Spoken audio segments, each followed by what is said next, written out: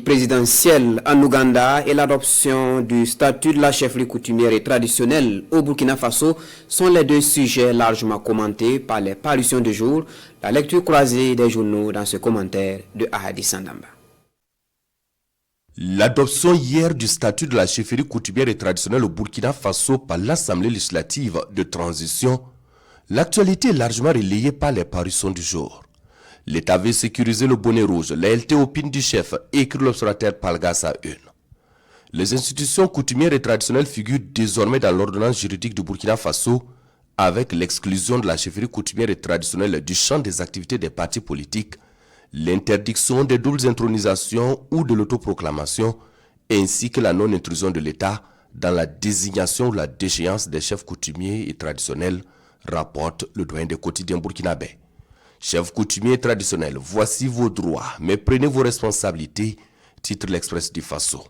Et désormais, tout porte à croire qu'ils sont non seulement officiellement reconnus comme seuls détenteurs des coutumes et des traditions, mais qu'ils ont la responsabilité que ces coutumes et traditions soient effectivement source d'unité, de cohésion et de paix, commente le quotidien Bobolais. Le journal Le Quotidien, pour sa part, estime que l'État remet de l'ordre à travers l'adoption de ce statut. Le législateur protège l'institution contre sa politisation, souvent source de division, de conflits et de perte de crédibilité. Mais le véritable défi commence maintenant, car une loi, aussi bien écrite soit-elle, ne vaut que par son application. Il faudra alors du courage politique, de la rigueur administrative et une volonté ferme pour faire le tri, assainir, refuser les faux chefs et protéger les vrais, prévient donc l'éditorialiste. À l'international, le quotidien burkinabé commente la présidentielle en Ouganda. Museveni 7 et le projet Moïse, écrit aujourd'hui au Faso. À brûle-pourpoint, la rédaction de ce canard parle d'élections trompe-l'œil qui se déroulent aujourd'hui 15 janvier en Ouganda, dans ce pays qui n'a connu en 40 ans qu'un seul président, Yoweri Museveni, âgé de 81 ans.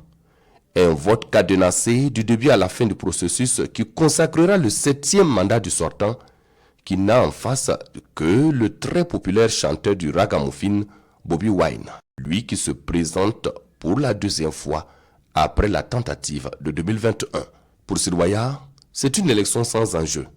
Si le scrutin est très attendu, à y voir de près cette élection couplée aux législatives pour renouveler les 529 membres du Parlement s'avère sans enjeu majeur, avec un avenir incertain pour le pays, analyse le journal de tous les Burkinabés, qui appelle alors la classe politique et l'ensemble du peuple ougandais à privilégier le dialogue pour ne pas plonger le pays dans des violences post-électorales souvent préjudiciables au développement des pays en voie de démocratisation.